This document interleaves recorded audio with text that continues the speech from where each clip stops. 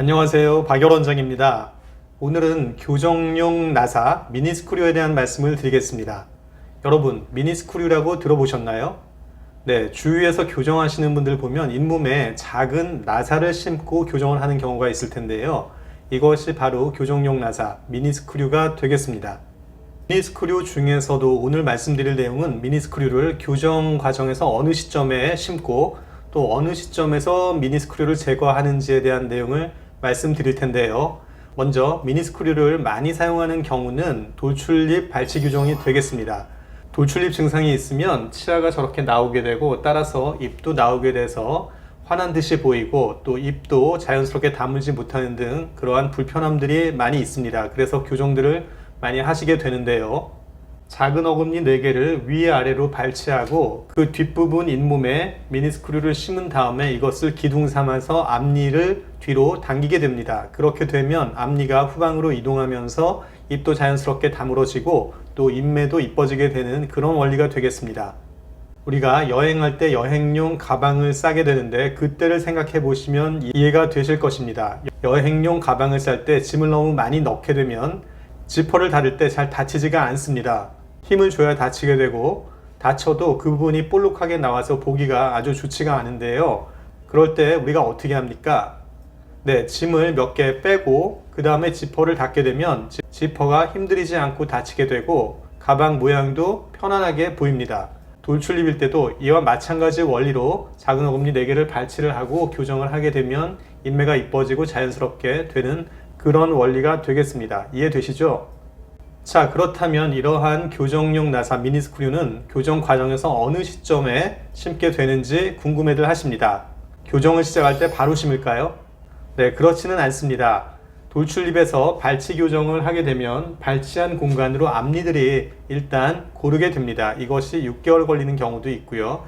9개월 정도 걸리는 경우도 있는데 다 경우마다 다르게 되겠습니다. 최소한 한 5, 6개월 정도는 지나야지 앞니가 어느 정도 고르게 되고 그 이후에 앞니를 본격적으로 당길 때 미니스크류를 심게 되겠습니다.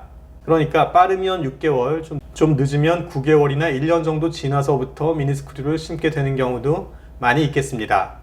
그리고 미니스크류를 심을 때 통증이 있을까봐 걱정하시는 분들이 많으신데요.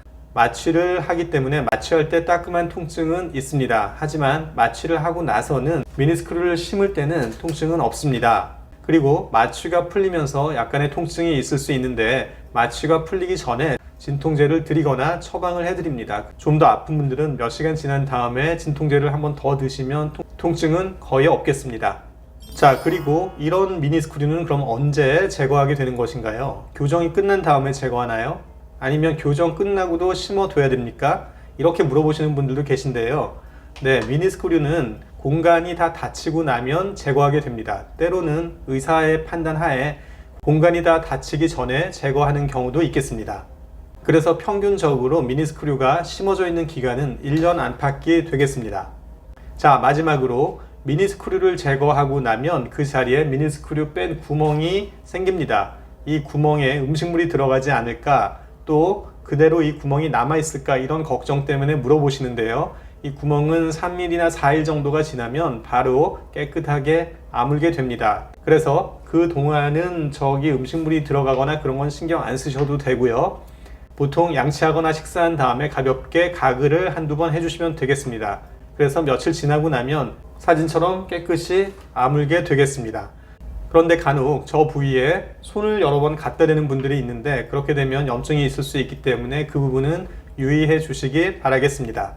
자, 그래서 교정이 깨끗하게 끝나고 미니스크류도 제거된 모습입니다. 자, 이상으로 오늘은 교정에서 매우 다양하게 사용되는 미니스크류에 대해서 말씀드렸습니다.